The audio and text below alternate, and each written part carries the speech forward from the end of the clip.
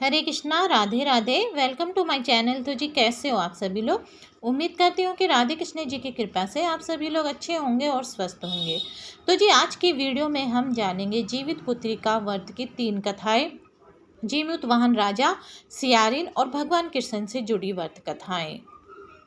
तो जी इस साल जीवित पुत्रिका का व्रत 25 सितंबर को रखा जाएगा। इस दिन भगवान श्री गणेश, माता पार्वती और शिव जी की पूजा एवं ध्यान के बाद ऊपर बताई गई व्रत कथा भी सुननी चाहिए। इसकी पूजा शिव जी को प्रिय प्रदोष काल में करनी चाहिए। व्रत का पारण दूसरे दिन अष्टमी तिथि की समाप्ति के पश्चात किया जाता है।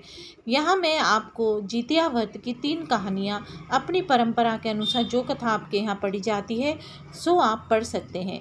इसमें पहली कहानी सियारिन वाली है और दूसरी जीमूत वाहन राजा की है और तीसरी भगवान श्री कृष्ण से जुड़ी हुई है। तो चलिए शुरू करते हैं हम व्रत कथाएं। चीलो सियारों की कथा। चीलो सियारों की एक कथा भी सुनी जाती है। वे संक्षेप में इस प्रकार से है। एक वन में सेमर के पेड़ पर एक चील रहती थी। पास की झाड़ी में एक सियारिन भी रहती थी। दोनों में खूब पिटती थी। चीलो जो कुछ भी खाने को लेकर आती उसमें सियारिन के लिए जरूर हिस्सा रखती। सियारिन भी चीलों का ऐसा ही ध्यान रखती। इस तरह दोनों के जीवन आनंद से कट रहे थे। एक बार वन के पास गांव में औरतें जितिया की पूजा की तैयारी कर रही थी। चीलों ने उसे बड़े ध्यान से देखा और अपनी सखी सियारों को भी बताया। फिर चीलों और सियारों ने तय किया कि वे भी ये व्रत करेंगी। सियारों और चीलों ने जितिया का व्रत रखा। बड़ी निष्ठा और लगन से दोनों दिन भर भूखे प्यासे मंगल कामना कर व्रत रही। मगर रात होते ही सियारिन को भूख प्यास सताने लगी। जब बर्दाश्त ना हुआ तो जंगल में जाकर उसने मांस की हड्डी पेट भरकर खाया। चीलों ने हड्डी चबाने के कड़कड़ की आवाज़ सुनी तो पूछा कि ये कैसी आवाज़ है। सियारिन ने कह दिया, बहन भूख के मारे पेट गुड़गुड़ा रहा है, यह उसी की आवाज़ है। मगर चीलों को पता चल गया। उसने सियारिन को खूब लताड़ा कि जब व्रत नहीं हो सकता तो संकल्प क्यों लिया था। सियारिन लज्जा गई और व्रत भंग हो चुका था।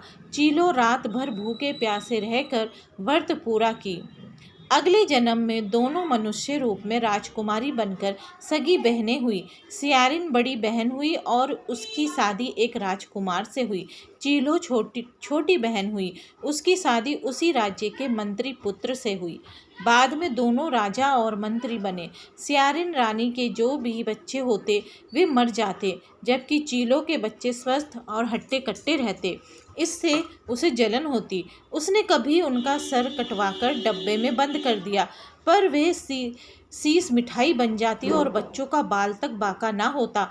बार बार उसने अपनी बहन के बच्चों को उसके पति को मारने का प्रयास भी किया, पर सफल ना हुई।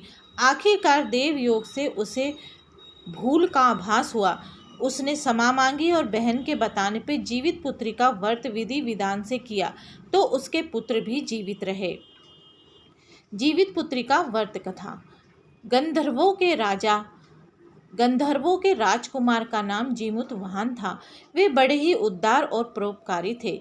जीमूत वाहन के पिता से वृद्धावस्था में वानप्रस्थ आश्रम में जाते समय इनको राज सिंहासन पर बिठाया, किंतु इनका मन राजपाट में नहीं लगता था।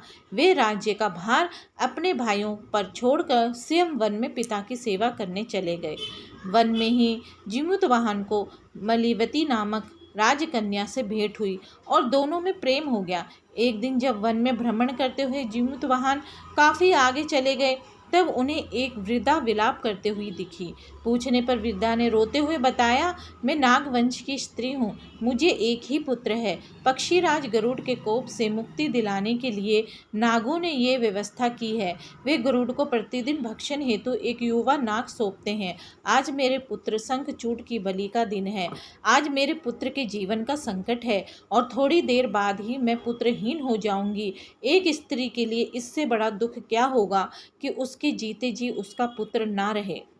जीमूतवाहन को ये सुनकर बड़ा दुख हुआ। उन्होंने उसे वृद्धा को आश्वस्त करते हुए कहा, डरो मत, मैं तुम्हारे पुत्रों के प्राणों की रक्षा करूंगा।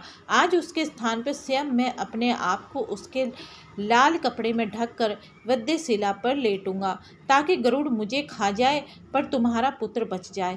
इतना कह के जीमूतवाहन ने शंखचूड़ के हाथ से लाल कपड़ा ले लिया और उसे लपेट के गरुड़ की बलि देने के लिए चुनी गई विद्याशिला पर लेट गए।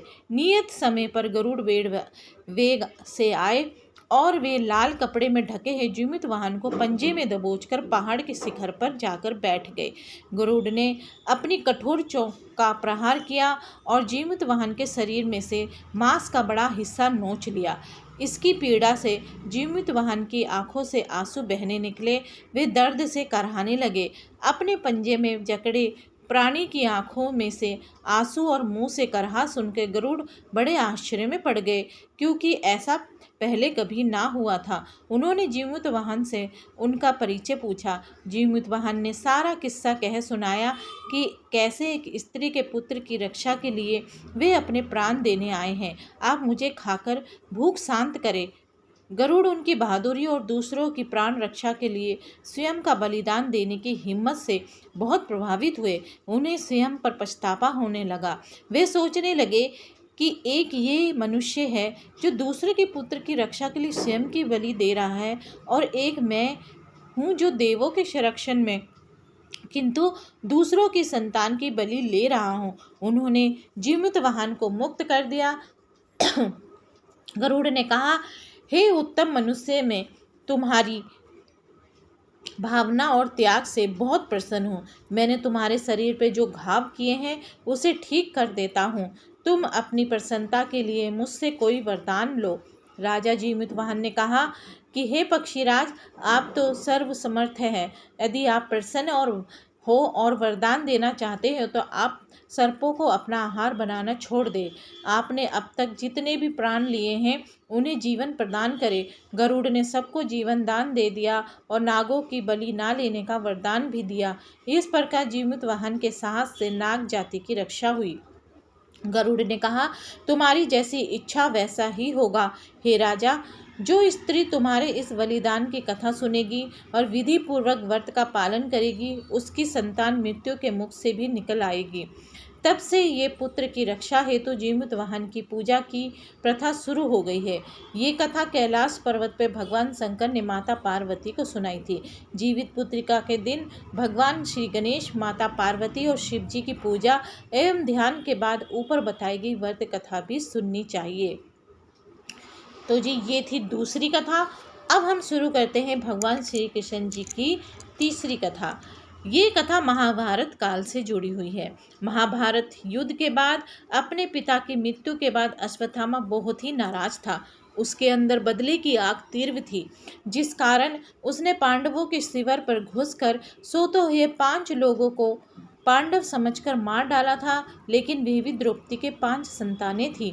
उसके इस अपराध के कारण उसे अर्जुन ने बंदी बना लिया और उसकी दिव्य मणि छीन ली, जिसके फलस्वरूप अश्वत्थामा ने उत्तरा की अजन्मी संतान को गर्भ में मारने के लिए ब्रह्मास्त्र का उपयोग किया, जिसे निष्फल करना नामुमकिन था। उत्तरा की संतान का जन्म लेना आवश्यक थी, जिस कारण भगवान श्री कृष्ण ने अपनी सभी पुण्य का फल उत्तरा की अजन्मी संतान को देकर उसको गर्भ में ही पुनः जीवित किया।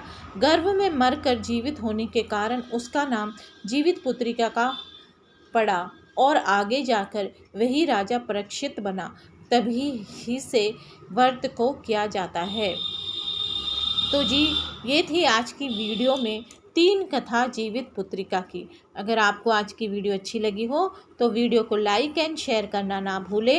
हरे कृष्णा, राधे राधे।